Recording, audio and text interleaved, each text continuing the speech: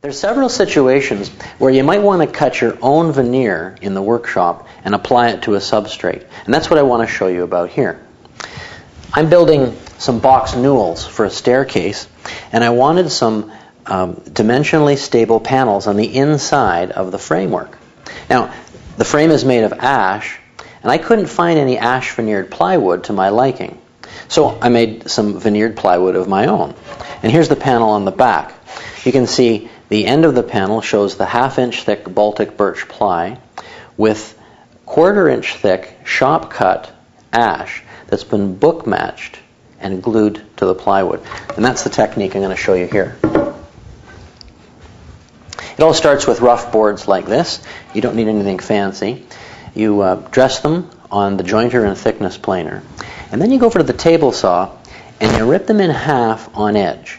Now in this case, my panels only needed to be about 6 inches wide, which means that I cut that rough wood into 3-inch wide strips and then resawed it on edge on the table saw. That allowed me to create this book-matched look that you see here. It's quite attractive and it's easy to do.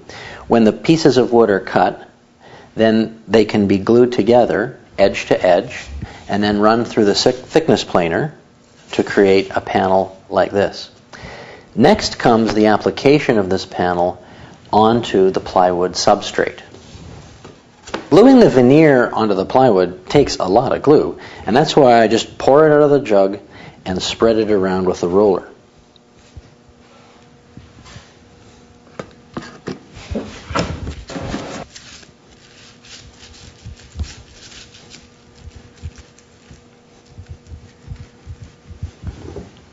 With the glue all spread, I flip the piece of solid wood over onto the plywood substrate, and I center it. The plywood's a little larger than the piece of wood, but there's no way that ash is going to stay put once I get clamping pressure on.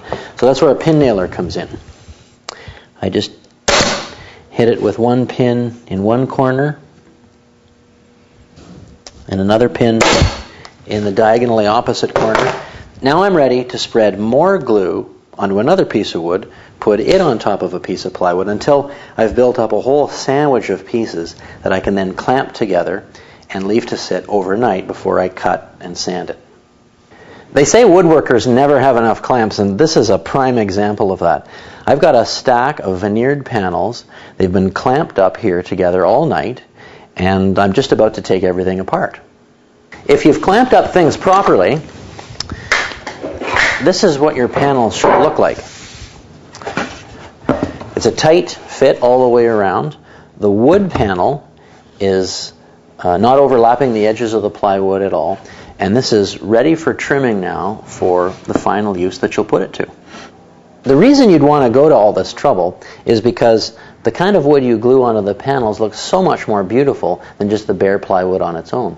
You can also make use of specific species that you'd never find on ready-made veneered plywood anywhere.